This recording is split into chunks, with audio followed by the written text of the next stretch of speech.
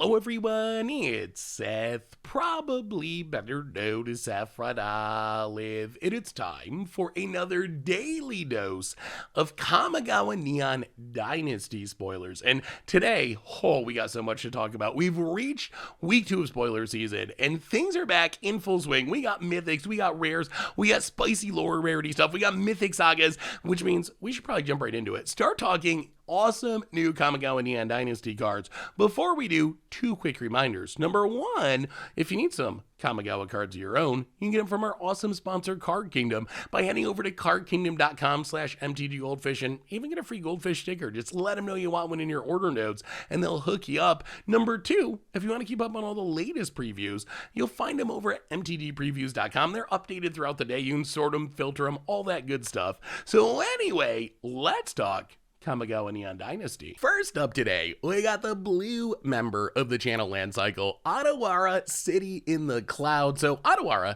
comes into play untapped. It makes a blue mana. It's a legendary land, and then you can channel it for 4 mana. So you discard it, and you get to bounce an artifact, creature, enchantment, or planeswalker to its owner's hand. Ability gets cheaper if you got some legends on the battlefield. So this card is another card that I think is just a cross-format all-star. Like, it's a land that comes into play untapped, and it's a bounce spell, which is really, really powerful. I think we'll be seeing this from Standard all the way back to Legacy and Commander. So I do think I would rate this a little bit behind the green member of the cycle. Boseiju is just so strong. And the reason why is Boseiju is 2 mana to blow up an artifact, enchantment, or non-basic land. You give your opponent land, which is a drawback, but still it's just 2 mana, which is basically the going rate for that effect. Otawara is a little expensive. If you think about what bouncing a non-land permanent, which is very close to what Otawara does, if you think about what that costs, it's 2 mana essentially is kind of the going rate. So you are paying a significant tax for it being a land, but still, even with that in mind, it does many of the same things that Boseiju does. Like, it gets rid of hate pieces and gets around these hate pieces. Deafening Silence, Rule of Law, Thalia, Guardian of Thraben. When you go back to older formats, that's the main purpose of a bounce spell. You play it in your Storm deck and you bounce the hate card and then you combo off and win the game. Otawara gives you a way to do that that is very main deckable. You can play some number of these in your main deck and have this main deck answer to hate cards, which is a really strong effect.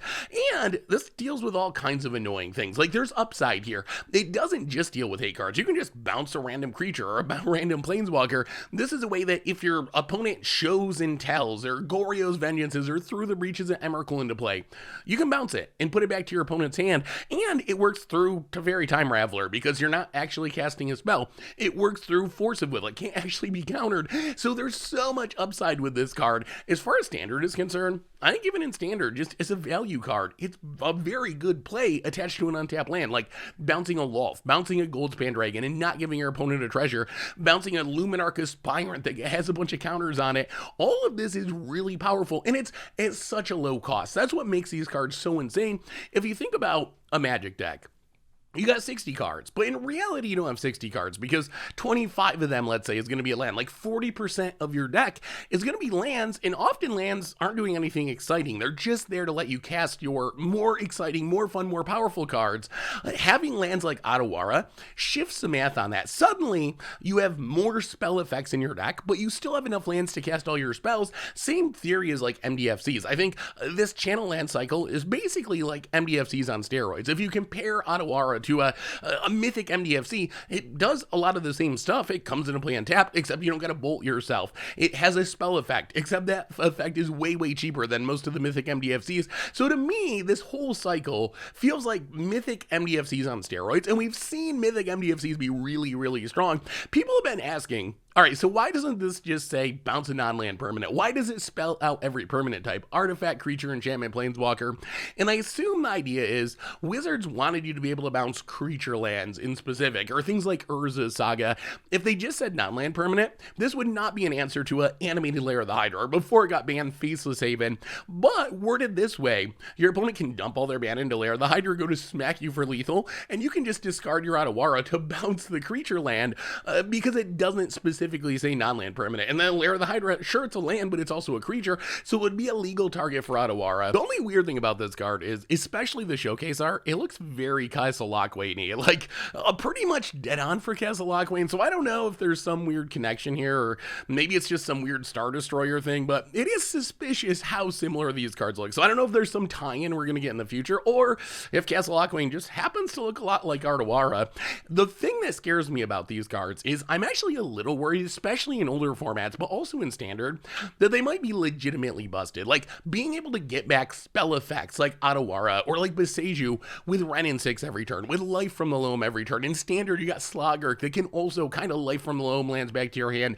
That seems pretty busted. So I'm actually a little worried that we're going to see these lands maybe make Wrenn and 6 be a broken card, a card that could actually be manable in a format like Modern, or Life from the Loam or Slogak, just because being able to reuse this every single turn, or reuse Boseiju, the other ones, seems insanely strong, and like has the potential to kind of just lock someone out of the game. So Otawara, if you're playing a deck that can afford a land that is not fetchable, and it taps for blue mana only, I think you want some number of these in your deck. We'll have to see the right number of these. I think the big difference between this cycle and the MDFCs is you probably can't play 4 of these. This is probably like a 1 of, a 2 of, but as a 1 of, there's almost zero downside to playing a land like this in your deck, and I think we're going to see decks doing that from Standard all the way back to Legacy and in Commander as well. We also got one of my favorite cards we've seen from Kamigawa Neon Dynasty so far, Mechtitan Core. So Mechtitan Core, 2 mana 2/4. Artifact vehicle. It crews for 2. More importantly, you can pay 5, exile it in 4 other artifact creatures or vehicles you control, and you make Mechtitan a legendary 10/10 construct artifact creature token with flying, vigilance, trample, lifelink, and haste that's all colors. And then when the token leaves the battlefield, return all cards exiled with Mechtitan Core except Mechtitan Core to the battlefield tapped under their owner's control. So essentially, this is a okay vehicle. I mean, a 2/4 for 2 that only crews for 2, that's not horrible. They can kind of turn into essentially Westville Abbey. That's probably the closest comparison, like sacrificing 4 other artifacts or creatures, and you get this massive, hasty, trampling, lifelinking threat, very similar to Ormondal coming from Westville Abbey. The challenge is going to be you can only get rid of artifact creatures or vehicles for this, so that is a bit of a drawback. If you want to go deep, you just cast a bunch of Ornithopters or Memnites, although remember, you still got to pay 5 mana. At first, I kind of glossed over that. I was like, oh, this is sweet. You like turn 1, Ornithopter, Ornithopter, Ornithopter, Ornithopter. Turn 2, Mechtitan Core. Boom, gotcha.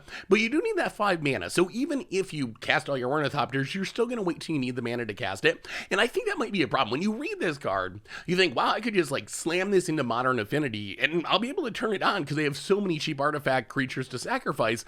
But you also got to get to 5 mana, which might be a challenge for a deck like that. The vehicle plan is kind of interesting, especially vehicles that can add mana to help you get to 5 mana a little quicker. And we have stuff like Colossal Plow, adds a lot of mana, Cultivator's Colossus in older formats. The Omen Keel kind of makes mana by making sure you hit your land drops. So we could see a fun Standard deck, which again, I don't know how good it's going to be, but it does seem super fun. Definitely one of my most hyped against the odds decks that I just cannot wait to build. Build around Mechtitan Core in Standard. Like, the pieces exist to make this happen. Another option is Mirror. Mirror really good. They give you the mana production and their cheap artifact creatures, so maybe that's the direction to go in your Commander deck or in Modern. And then you can also just try to make artifact tokens. Like Schramm's Expertise makes 3 servos that are artifacts, and it lets you cast Mechtitan Core for free. Like, that's a great way to up your artifact count to get the 4 you need to go along with Mechtitan Core and make your huge Mechtitan as quickly as possible. Also in Commander decks, it's kind of a combo with Thopter Assembly.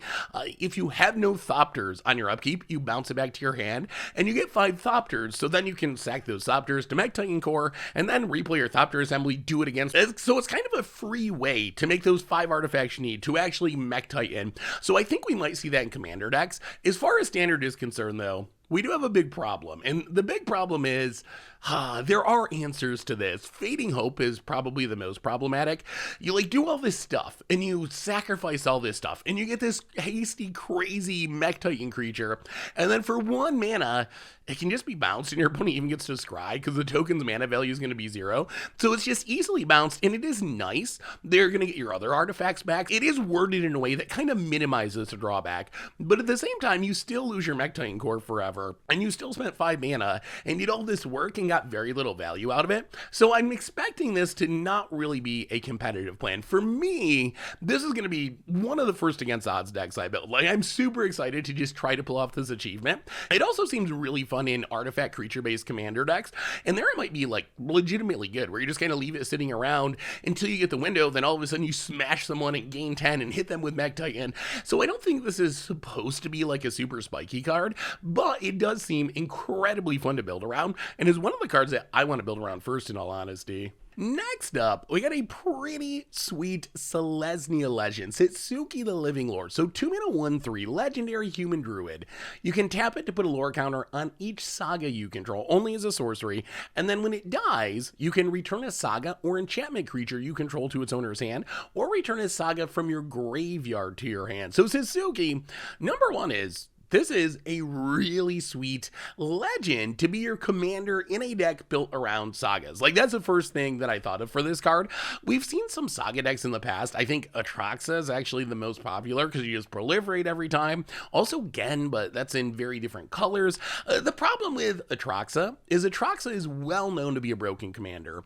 And one thing I've learned playing Commander is it's really, really tough to play a commander that everyone thinks of as broken and play it in a fair way, because everyone's going to target you anyway. Like, once they see Atraxa, they're going to be like, oh no, I've lost to that a bunch of times, I got to kill Seth first, which is correct. Like, you can't blame people for being scared of it, and it's really, really tough to sell the rest of the table on, oh, don't worry, I'm playing Atraxa with sagas, it's a fun Atraxa deck, it's not going to be miserable. It's really, really hard to convince people of that. So I really like Satsuki as a saga commander that is not going to get you immediately killed like Atraxa, and is in different colors and Gen. Some of the best sagas are actually in green and white. You got Fall of the Thran, you got Elspeth Conquers Death, First Rowan Games, History of Benalia. So Satsuki's in good colors, and that doesn't even include all the new sagas we're getting. I guess you could technically use it with Urza Saga in Modern, speeding up the process a little bit, although I'm not sure that's really worth it, especially since you already have stuff like Wrenn and 6. If your goal is to like recur Urza Saga,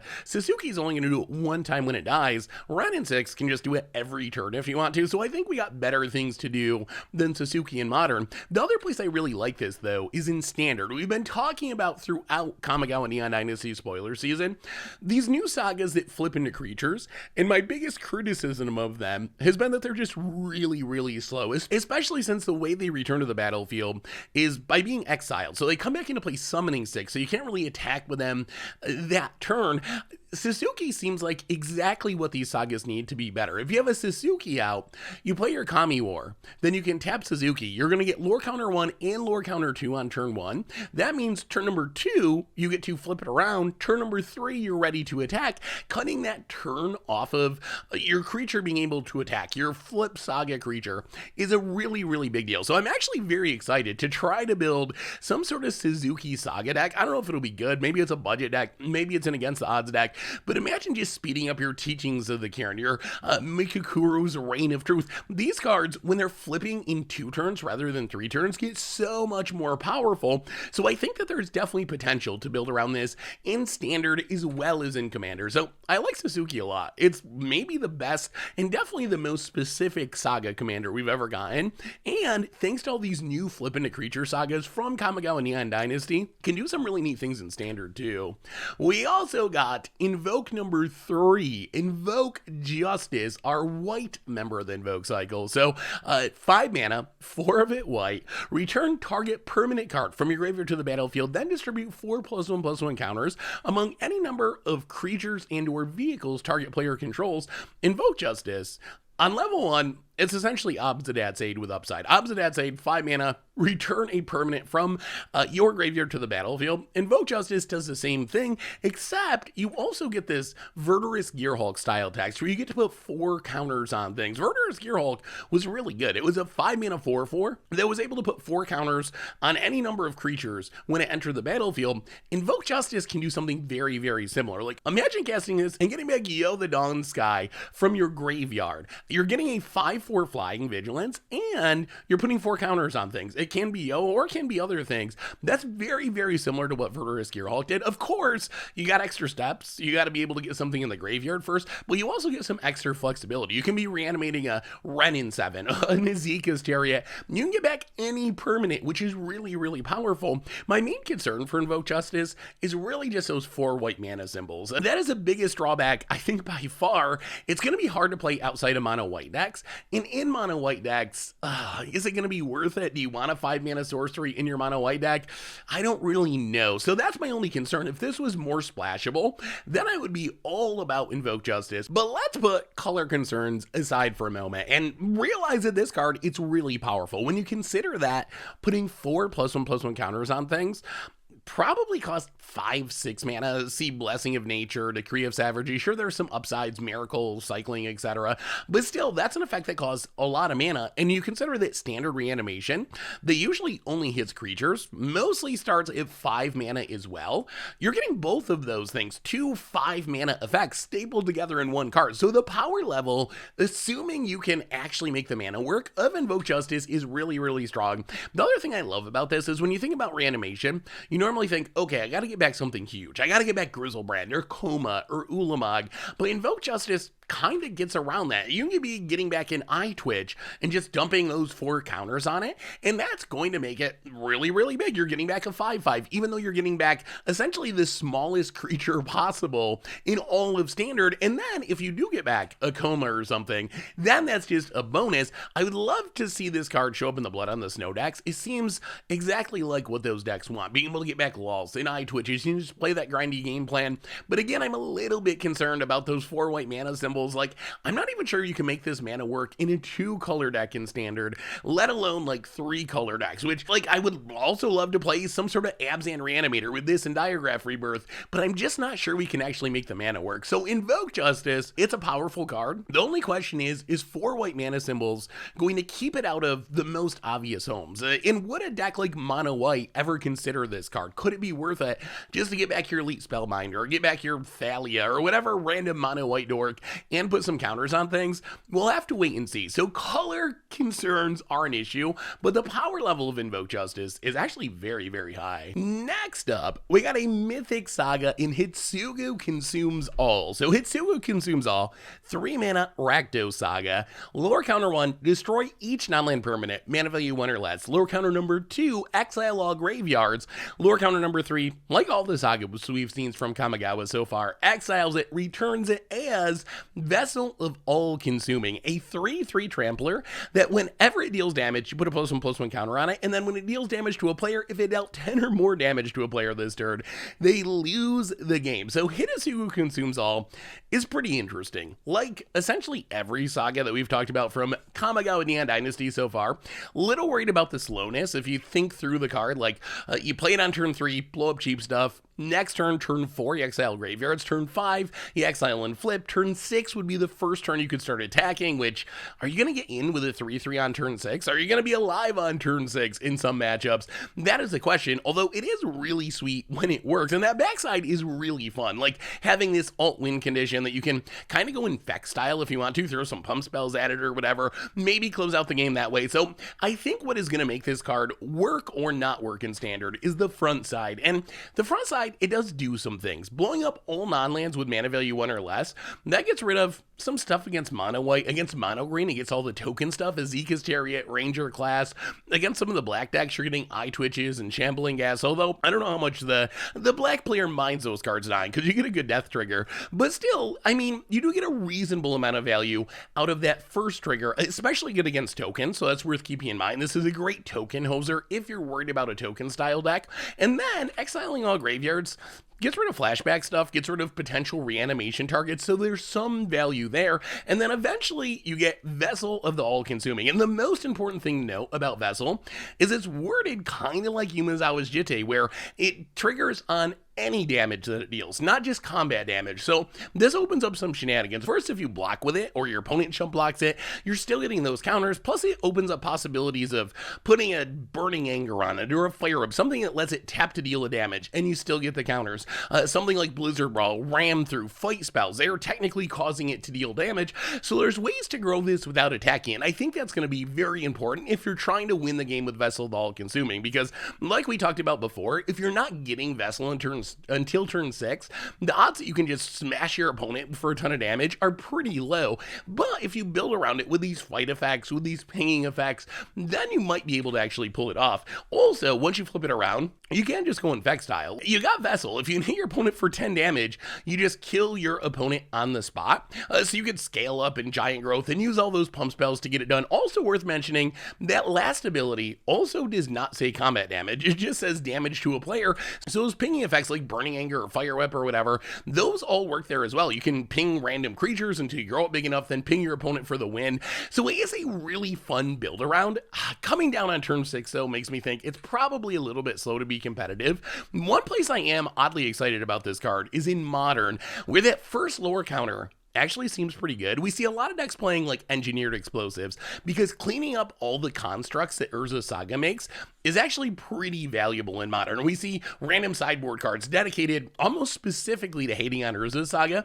Hidetsugu Consumes All does answer all the constructs, like blowing up all the non-lands mana value 1 or less, gets rid of any number of constructs, plus it gets Ragavans and Dragon Rage Channelers and Mana Dorks and Colossus Hammers and Sigarda's Aid. In Modern, there's so many powerful 1-mana permanents, plus Urza Saga making zeros and other token effects, that this actually hates on quite a bit. And then Graveyard Hate's never a bad thing in a world of Lurrus and Dredge decks and Reanimator decks, so I actually oddly really like Hidetsugu Consumes All as a sideboard card in Modern in the right deck. Also worth mentioning, if you get back to Commander, you got some shenanigans to grow this really fast, like Chandra's Ignition, Arcbound. These are spells that essentially make Vessel deal damage to everything, all the creatures, all the players.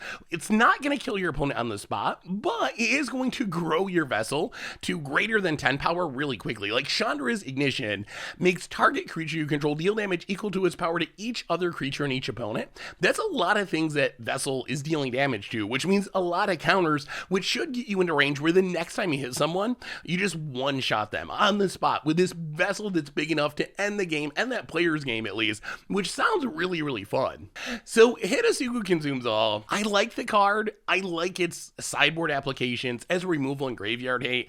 The creature side is really fun, and I definitely want to take the Hidetsugu challenge and see if we can actually pull off the one-shot kill with it. At the same time, it just seems really slow for competitive play, especially if you're not really getting the creature side until turn 6. What are you going to do with a 3/3 on turn 6? We also got, speaking of spicy sagas, Fable of the Mirror Breaker / Reflections of Kiki-Jiki. This one actually like quite a bit. So 3 mana, Saga, lore counter 1, you get a 2/2 red Goblin Shaman with when this creature attacks, you make a treasure token. Lore counter 2, you can discard up to 2 cards, draw that many cards. Lore counter 3, flip it around into essentially a safe Kiki-Jiki, a 2/2 enchantment creature Goblin Shaman. This says pay 1, tap it to make a token that's a copy of target non-legendary creature you control, except it gains haste, sack at the beginning of the next end step. Essentially, quite literally, Kiki-Jiki with extra steps and extra mana, which does minimize its combo potential. But when you think through this card, it actually offers a decent amount of value. As far as comparisons, the Goblin token is essentially a non-hasty Captain Lannery Storm, a 3-mana 2/2 that makes a treasure when it attacks. That's fine. But then you also get a little Seasoned Pyromancer action where you get to discard cards to draw new cards. Yeah, it's got like Suspend 1 essentially. And then eventually you're going to get another 2/2, the Reflections of Kiki-Jiki out of it, which kind of makes it a little bit like a not very aggressive History of Benalia, but still getting 2 2/2s with some upsides out of a 3-mana Saga. We've seen that be good in the past, so this is one I actually think has a chance to be good and constructed. The way I'm trying to evaluate these new sagas is kind of thinking of the backside as a bonus. The front side, I think, needs to stand on its own. And in the case of Fable of the Mirror Breaker, I think that it does. I think this pseudo-seasoned Pyromancer, even with the weird timing in the treasure token added on, I think that's enough to make me be interested in this card. And then eventually you get the pseudo-Kiki-Jiki. So Reflections of Kiki-Jiki, it is quite literally Kiki-Jiki Mirror Breaker, except it doesn't really have the combo potential. The biggest problem is your Reflections of Kiki-Jiki cost 1 mana to activate. That might not seem like much, and then if you're just copying things for value, it really doesn't matter. Like, that 1 mana is not a deal breaker. However, the combos with Kiki-Jiki, like making infinite Deceiver Exarchs or infinite Restoration Angels or whatever, they require activating Kiki-Jiki 20 times in a turn to kill someone, like a huge amount of times, and you're just gonna run out of mana with Reflections of Kiki-Jiki. Like, the same synergy with Deceiver Exarch works. You can Reflections at Deceiver Exarch, untap Reflections, do it again, do it again, do it again, but eventually you're gonna run out of mana. Restoration Angel doesn't work at all because you blink Reflections and it comes back as a Saga, but still, there isn't really an easy way to go infinite with this. I mean, I guess there kinda is if you have a way to make mana whenever a creature comes into play, like Carnival of Souls, but then that costs you life, so then you could combo and you'd have the mana to keep comboing, but then you need like Angel's Grace, so you'd probably kill yourself before you killed everyone else. So don't think of this as a combo piece. I think this is a value card, and that's fine. Just like getting a copy of a Muldrifter, or a Fury, or in Standard, a Goldspan Dragon. That's a ton of damage, a ton of treasures. Skyclave Apparition for more removal. Like, that's good enough, and I think that's where this card shines. It's a reasonable Saga on its own, and then the backside, even a Kiki without any combo potential, that's still just a really sweet value card. So this might be one of my favorite Sagas so far, and one of the ones that I actually think has the highest chance of seeing tournament level play, actually being a competitive card. Plus, I mean, it seems like a fun commander card as well. So I really like this Saga. Cool callback to Kiki-Jiki, and even though it's a Kiki-Jiki without really any combo potential, even just a value heavy Kiki-Jiki is still a really neat card. We also got a new Boros legend, Raiyuu Storm's Edge. So 4 mana 3/3, legendary human samurai. First strike, when a samurai or a warrior you control attacks alone, untap it, and if it's the first combat phase of the turn, there's an additional combat phase after this phase. So essentially a card that can give you an extra combat step, although it only does it if you attack with 1 creature the first time, but still kind of an interesting way to get a little more combat. So one thing people have been saying is, wait, why does this say samurai and warrior? And I actually think this was really smart of Wizards. Samurai really only exist in original Kamigawa, and one of the problems with original Kamigawa was it was really parasitic. You had all these things that like cared about samurai and having a bunch of samurai, but samurai don't exist outside of Kamigawa, so you don't really have other options from other sets. And we'd have the same issue this time around. Sure, we'd have old Kamigawa and new Kamigawa, but it's not like your Raiyuu is going to get better the next set or the set after that, unless all of a sudden samurai start showing up on other worlds, which they never have in the history of Magic. So adding warriors to the mix along with samurai just makes it a little bit less parasitic. I actually looked at like the number of samurai in existence, and I think it's like 32 or something. I don't even know if you really would have enough samurai to build a reasonable commander deck, but there's a bunch of warriors, like 300 some warriors. So if your deck can pull on samurais and warriors and still benefit from your commander, it's going to make it a lot easier to build a commander deck.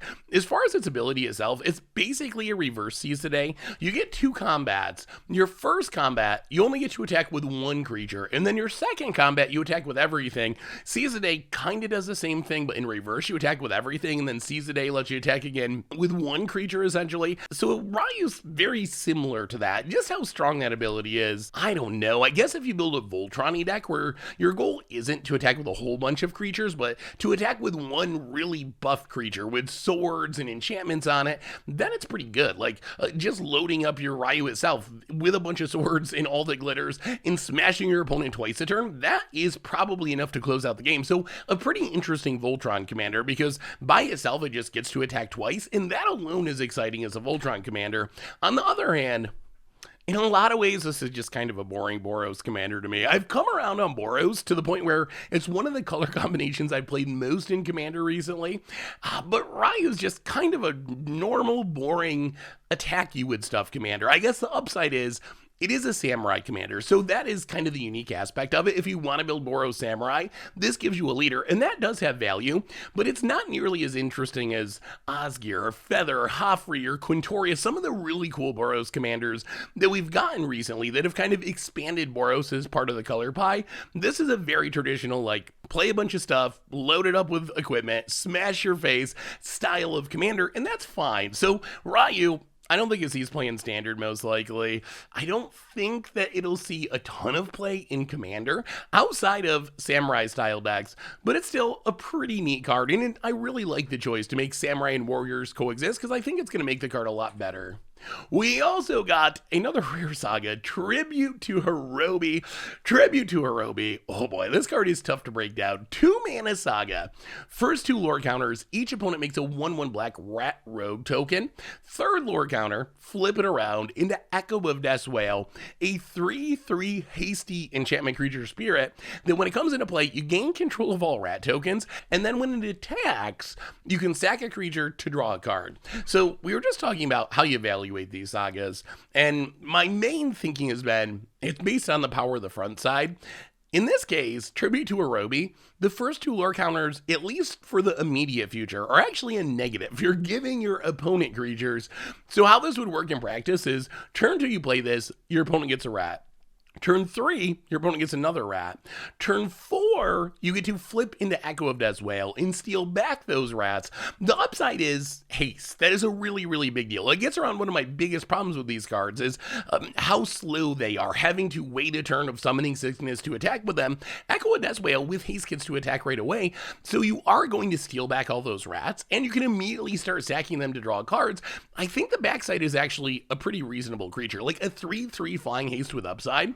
That's actually not a bad card. So essentially the front side is erase the alarm or forbidden friendship with suspend of fairly high number, and you're going to take some damage off it because your opponent's probably going to be able to attack you with the rats, but eventually you should get those 2/1/1 tokens. It's worse if your opponent's playing a sack deck or something and get rid of them, but in just a generic matchup, your opponent gets them for a couple turns, but you're going to get them eventually. And then Echo of Death's Wail, it's actually kind of like a Mantis Rider or a Rankle, this hasty 3/3 flyer with the upside of sacking your rats or other things to draw cards. Plus, remember, we're in a standard with Shambling Gas, we're in a standard with Eye Twitch, these things that want to be sacrificed for value. So I could certainly see a home for this card. Like, as weird as it sounds, and as sketchy as the front half of this is, I still think that maybe this one has a chance to be standard playable, but we're going to have to wait and see. So I don't know, this is a really wonky one. The other place you definitely would play this would be the Dowsing Dagger, Dagger Burn style deck, where you're trying to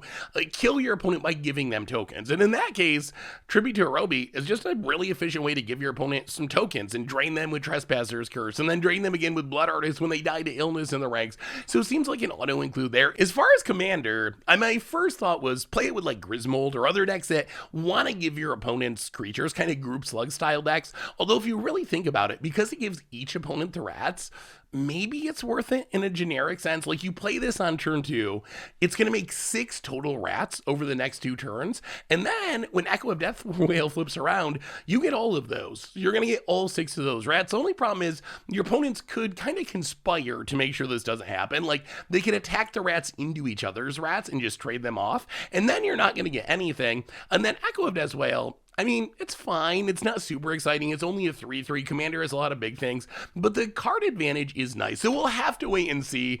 I really don't know what to make of this saga. Definitely excited to play it in the Dagger Burn style decks.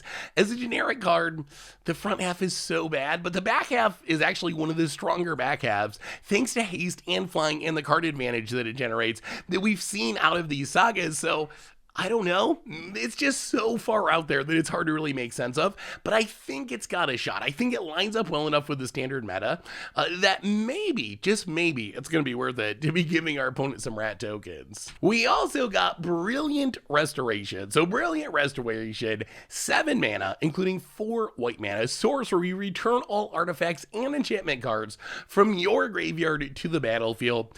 This is a card very similar to ones we've seen in the past, very similar to Open the Vaults. except Open the Vaults costs 1 less mana, but it hits everyone, so your opponents get back their artifacts and enchantments. Also a little bit like Triumphant Reckoning, which is a ton of mana, but also gets back Planeswalkers. So these are cards that often see play in decks with a lot of artifacts and enchantments to rebuild from a Wrath, let's say, or they see play as combo pieces. As far as Standard is concerned, they work really well with the original Sagas, the ones that don't turn into creatures. In the case of Brilliant Restoration, turning into a creature is kind of a drawback because you actually just want to use your Sagas, have them go to the graveyard, reanimate them all, get all their value again. It also works well with some of the weird things we're seeing in Kamigawa. Like we're getting artifact equipment creatures, we're getting enchantment creatures back. So there's a lot of creatures that you can incidentally reanimate with this, even though it doesn't actually say it reanimates creatures, but just because of their additional types. If you do want to go the Saga plan, we also have Sagas that can fill our graveyard. King Narfi's Betrayal, Sorcerer's Class, Battle of Frost and Fire, the 3 seasons. So maybe there's some wild Saga deck where you're just turbo filling your graveyard, ramping into Brilliant Restoration, and trusting that the reanimation is going to win you the game.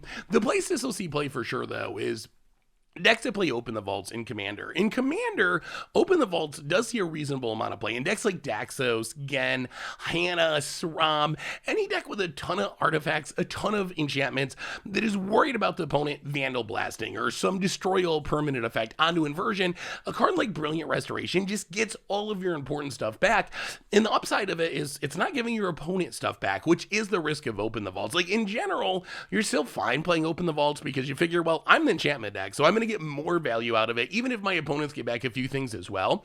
But Brilliant Restoration for 1 extra mana, you don't even have to make that choice. It's just all upside. So I think if you're playing Open the Vaults in a Commander deck, you're probably going to at least consider replacing it with Brilliant Restoration, or just run both of them and have double protection from Wraths and Sweepers and so forth. So Brilliant Restoration, 7 mana is a lot. 4 white mana symbols is a lot, but I'm definitely excited about its reanimating potential. It seems like there could be a really fun deck with it. Just turbo fill your graveyard, get back all your Sagas, all your artifact creatures, your enchantment creatures. It sounds really fun. I don't know if it'll be good, probably not, but it's definitely a deck I'm excited to try in Kamigawa. Plus, it'll definitely see Commander play as kind of a backup Open the Vaults. Finally today, in the world of lower rarity cards, we got some interesting ones, starting with Moon Circuit Hacker, 2 mana, 2/1, enchantment creature, human ninja, ninjutsu of 1, and when it deals combat damage to a player, you can draw a card, and then you have to discard a card unless it entered the battlefield this turn. So this kind of calls back to Ingenious Infiltrator, Ninja the D-Powers, 2 of the best ninjas ever printed. The downside is Moon Circuit Hacker doesn't just straight up draw you a card every turn, which is a big part of the power of the other 2. You can snowball them really, really hard, starting on turn 2. On the other hand, Moon Circuit Hacker, it still draws you a card the turn that you ninjutsu it, and it still loots every turn that it gets in an attack, which is still pretty powerful. Plus, the ninjutsu's only 1 mana, and if you get 2 of them, you can kind of loop them, keep picking up 1 to put the other into play, and you're able to keep drawing a card every turn, kind of turning it into a weird 2-card combo version of Ninja the D-Powers. So this card, I think it's worth keeping in mind. I think if there's a ninja deck in Standard, this probably is a part of it, although I don't think it beats out the other 2 options in a format like Modern or Historic, just because it doesn't quite have the card advantage snowball potential. Otherwise, we also got a ton of other lower rarity cards, some of which are pretty interesting, especially for limited.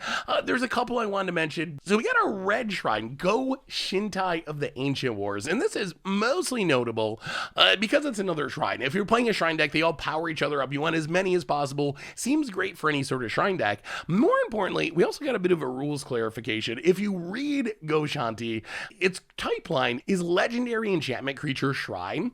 Shrine is not its creature type. It actually doesn't have a creature type. Shrine is its enchantment type, which I guess kind of makes sense, although it's also really, really weird because if you look at any of the other creatures up here, it looks exactly like any of them and where a creature type would be. So very, very weird, but keep that in mind if you're planning on doing shenanigans by using Shrine as a creature type. That doesn't actually work. That is its enchantment type. Circuit Mender, also kind of sweet in Blink decks, a 3 mana 2/3 insect. When it enters the battlefield, you gain 2 life. When it leaves the battlefield, you draw a card. Notice it doesn't say dies, it just says leaves the battlefield, which means if you ephemerate it or Brago it or any sort of Blink shenanigans, this could be a really consistent source of card advantage. Also, Reality Heist, which is very close to just Artifact Dig Through Time, 7 mana instant. cause 1 less for each artifact you control, so affinity for artifacts, and then you get to look at the top 7 cards of your library, grab 2 artifacts to put in your hand, the rest go on the bottom. So we'll have to see. We see artifact decks across formats taking advantage of like Thought Monitor, 2 mana draw 1, Thought Cast, 2 mana draw 1. Those are kind of the foundation of the deck. Reality Heist, it's 1 extra mana. You gotta pay double blue mana, which is a drawback for a deck that's looking to chain together these cheap card draw spells. On the other hand, you're not drawing 2 random cards, the top 2 cards of your library. You're getting your 2 best artifacts out of your top 7 cards. So we'll have to wait and see. I don't think it's impossible that this sees play in affinity style decks in some format. Whether or not it can break into Modern or Legacy, I don't know. But definitely like the historic artifact decks or standard artifact decks, I would not be at all surprised if this was a key piece of card advantage, because if you can get this down to 2 mana relatively quickly, it's a really powerful effect. Anyway, I believe that brings us to the end of our daily Kamigawa Neon Dynasty spoilers for today. So let me know what you think about all these ridiculous new cards. Oh man, this set is looking so amazing, so awesome. Thanks for watching, everyone. I hope you enjoyed it. And I'll be back tomorrow with more Kamigawa Neon Dynasty spoilers. So until then, have a wonderful day, and I will talk to you soon. Looking for even more spoiler coverage? Well, every single day during spoiler season, we have a daily spoiler video. You can check out the last 2 here and here.